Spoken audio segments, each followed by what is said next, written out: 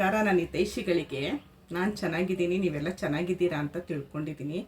ಇವಾಗಂತೂ 50-60 ವರ್ಷದ ಹಿಂದಿಂದು ಸ್ವೀಟ್ ಮಾಡೋಣ. ಗೋಧಿ ಹಾಲ್ಬಾಯಿ, ಗೋಧಿ ಹಾಲ್ಬಾಯಿ ಅಂತೀರಾ, ಗೋಧಿ ಹಲ್ವಾ ಅಂತೀರಾ, ಗೋಧಿ ಬರ್ಫಿ ಅಂತೀರಾ. ನೋಡಿ ಇವತ್ತು ಯಾಕೆ ಸೀರೆ ಉಟ್ಕೊಂಡು ಅಡುಗೆ ಮನೇಲಿದ್ದೀನಿ ಅಂದರೆ, ಇದು ಅಮ್ಮಂದು ಸ್ಯಾರಿನ ನನಗೆ ಕೊಟ್ಟಿದ್ದರು. ಇದು ಸೀದಾ ಅಮ್ಮನ ಸೀರೆ ಕೊಟ್ಟಿದ್ರು. ಅದಕ್ಕೆ ಇವತ್ತು ಉಟ್ಕೊಂಡು, ಹಳೇ ಕಾಲದ ಸ್ವೀಟ್ ಅಲ್ವಾ, ಅದಕ್ಕೆ ಅಮ್ಮನ ಸೀರೆ ಉಟ್ಕೊಂಡು ಮಾಡೋಣ ಅಂತ ಮಾಡ್ತಾಯಿದ್ದೀನಿ. ಅಮ್ಮ ತುಂಬ ಚೆನ್ನಾಗಿ ಮಾಡೋರು ಅದನ್ನು, ಅದಕ್ಕೆ ಮಾಡೋಣ ಬನ್ನಿ. ಇವಾಗ ಗೋಧಿ ಹಾಲ್ಬಾಯಿ ಹೇಗೆ ಮಾಡೋದು ಅಂತ ನೋಡೋಣ ಬನ್ನಿ. ಈಗ ನೋಡಿ, ಗೋಧಿನ ನಾನು ಅರ್ಧ ಪಾವು ರಾತ್ರಿನೇ ನೆನೆಸಿಟ್ಕೊಂಡಿದ್ನಲ್ಲ, ಅದನ್ನು ನೈಸಾಗಿ ರುಬ್ಕೊಳ್ಬೇಕು. ಫಸ್ಟು ನೀರು ಹಾಕ್ಕೊಳ್ಬೇಡಿ, ಫಸ್ಟು ನೀರು ಹಾಕ್ಕೊಳ್ಬೇಡಿ, ಹಾಗೆ ನೈಸಾಗಿ ರುಬ್ಕೊಳ್ಳಿ. ಇದನ್ನು ಹಾಲು ತಕ್ಕೊಳ್ಬೇಕು ನಾವು, ಬೇಗ ಆಗುತ್ತೆ. ಟ್ರೆಡಿಷ್ನಲ್ ತಿಂಡಿ, ಈಗಿಂದು ಜನ್ರೇಷನ್ವ್ರಿಗಂತೂ ಗೊತ್ತೇ ಇಲ್ಲ ಹಾಲ್ಬಾಯಿ ಅಂದರೆ ಏನು ಅಂಥೇಳಿ. ನಾನಿವಾಗ ಇದನ್ನು ರುಬ್ಕೊಂಡು ಬರ್ತೀನಿ. 2 ಸರಿ ರುಬ್ಕೊಳ್ಬೇಕಾಗತ್ತೆ. ಒಂದು ಸರಿ ಹಾಲು ತಕ್ಕೊಂಡು ಇನ್ನೊಂದು ಸರಿನೂ ರುಬ್ಕೊಳ್ಬೇಕಾಗತ್ತೆ.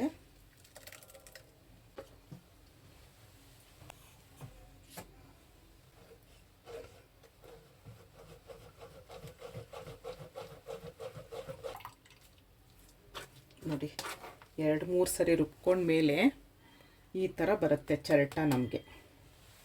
ನೋಡಿ, ಇದು ಗೋಧಿದ್ದು ಒಟ್ಟು ನೋಡಿ, ಇದರಲ್ಲಿ ಏನೂ ಇಲ್ಲ ಈಗ.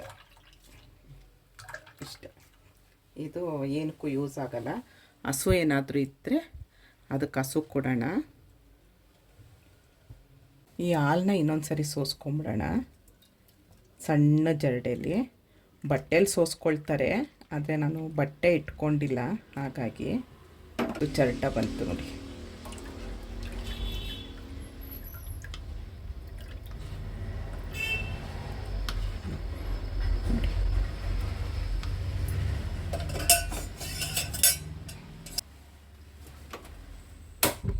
ಈಗ ಸ್ಟವ್ ಅಂಟಿಸ್ಕೊಳ್ಳೋಣ. ಕೈ ಬಿಡಬಾರ್ದು, ಕೈ ಬಿಡ್ದಂಗೆ ಕಲಿಸ್ತಾ ಇರಬೇಕು. ಅದೇ ಮೇಯ್ನ್ ಇದಕ್ಕೆ, ಬೇರೆ ಏನಿಲ್ಲ. ಕೈ ಬಿಟ್ಟರೆ ಗಂಟಾಗೋಗುತ್ತೆ, ತಳ ಹಿಡಿಯುತ್ತೆ. ಅದು ಆವಾಗ ನಿಮಗೆ ಹಲ್ವನೇ ಕೆಟ್ಟೋಗುತ್ತೆ, ತಿನ್ನೋಕ್ಕಾಗಲ್ಲ. ನೋಡಿ, ತುಂಬ ಚೆನ್ನಾಗಿ ಬರುತ್ತೆ. ಟೇಸ್ಟ್ ಅಂತೂ ಅದ್ಭುತವಾಗಿರುತ್ತೆ. ನಿಮ್ಮನೆ ಮಕ್ಕಳು ಯಾರೂ ತಿಂದಿರಲ್ಲ, ಒಂದು ಸರಿ ಮಾಡಿಕೊಡಿ, ನೋಡಿ ಹೇಗೆ ತಿಂತಾರೆ ಅಂತ.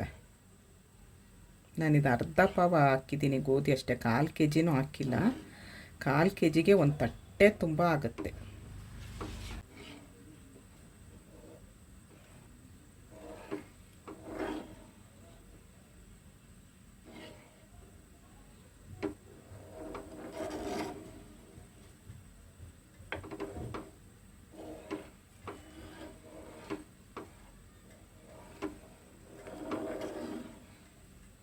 ಹಾಲು ತೆಗೆಯೋದೊಂದು ಲೇಟ್ ಆಗುತ್ತೆ. ಇನ್ನು ಹಲ್ವಾ ಏನಿಲ್ಲ, 10-12 ನಿಮಿಷದಲ್ಲಿ ಮಾಡಿಬಿಡ್ಬೋದು.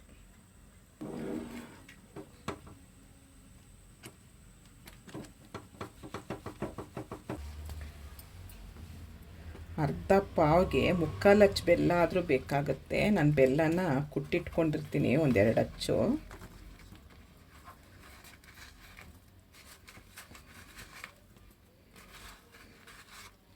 ನೋಡಿ, ಇಷ್ಟು ಬೇಕಾಗತ್ತೆ.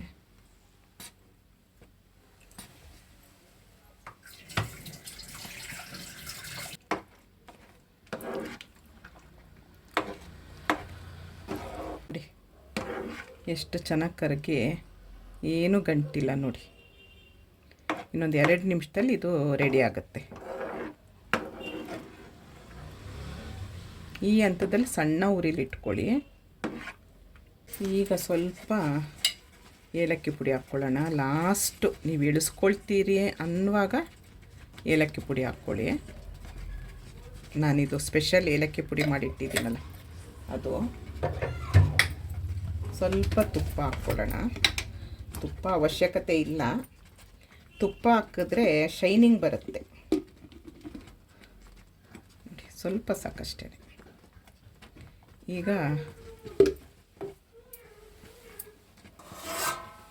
ಒಂದು ತಟ್ಟೆಗೆ ತುಪ್ಪ ಹಾಕ್ಬಿಟ್ಟು ಸೌರಿಡೋಣ.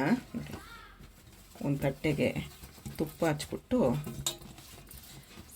ಎಲ್ಲ ಕಡೆ ಈ ಥರ ಹಚ್ಚಿಡೋಣ. ಇನ್ನೇನದು ಹಲ್ವಾ ಆಗಕ್ಕೆ ಬಂತಲ್ಲ ನೋಡಿ.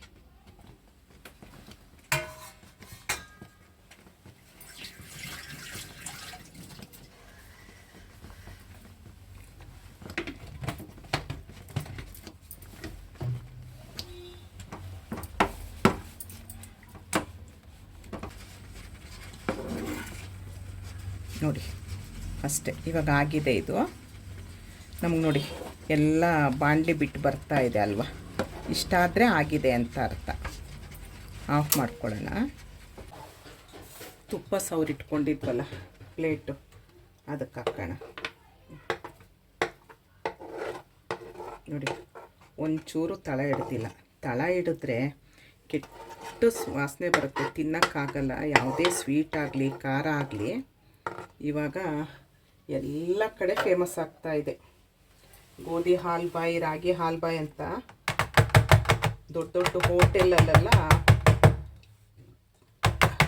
ಬೋರ್ಡ್ ಹಾಕಿರ್ತಾರೆ.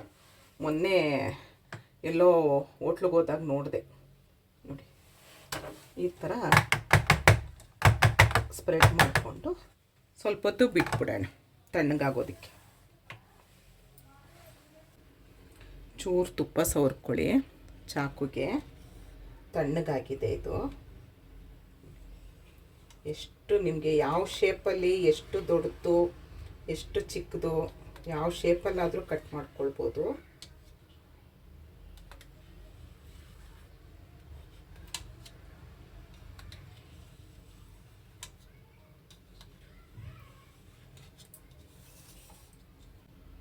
ನಾನು ಸ್ಕ್ವಯರ್ ಮಾಡ್ತೀನಿ.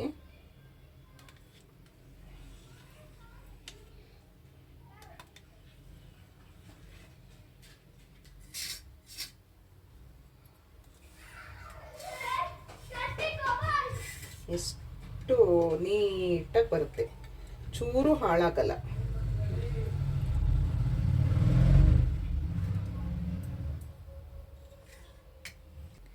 ಎಷ್ಟು ಬಳುಕ್ತಾ ಇದೆ ನೋಡಿ.